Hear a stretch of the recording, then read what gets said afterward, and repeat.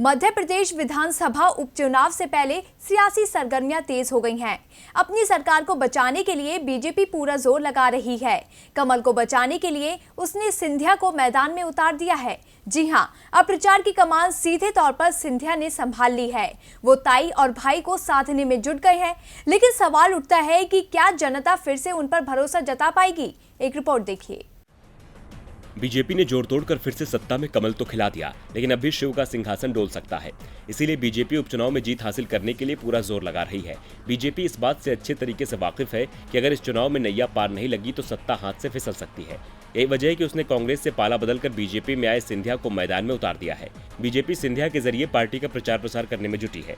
ज्योतिरादित्य सिंधिया 17 अगस्त को इंदौर और उज्जैन के दौरे पर आ रहे हैं। मध्य प्रदेश में 27 सीटों पर होने वाले उपचुनाव को देखते हुए सिंधिया का ये दौरा काफी अहम माना जा रहा है। अपने प्रवास के दौरान वो इंदौर और उज्जैन में कई भाजपा नेताओं से उनके घर पर जाकर मुलाकात करेंगे। इंदौर में सुमित्रा महाजन यानी ताई और कैलाश विजयवर्गीय यानी भाई के घर जाने का भी प्रोग्राम है। इसके अलावा वो इंदौर में तीसरी ताकत बने सांसद शंकर लालवानी के घर भी जाएंगे।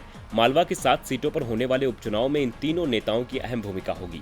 सिंधिया का खासा फोकस मालवा के उन 7 सीटों पर है जहां अब उपचुनाव होने वाले हैं। इसमें भी सांवेर सीट अहम है, जहां से उनके खासम खास तुलसीराम सिलावट दल बदलने के बाद अब बीजेपी के संभावित उम्मीदवार हैं। सिंधिया अपने दौरे के दौरान मालवा की राजनीति के सारे धुरंधरों और धुरी से मिलेंगे। सिंधिया के इस दौरे से साफ है कि वो बीजेपी की साख बचाने के साथ साथ अपने सबसे करीबी की लाज बचाने में भी जुटे हैं। लेकिन बड़ा सवाल ये है कि अब की बार जनता सिंधिया पर भरोसा जता पाएगी।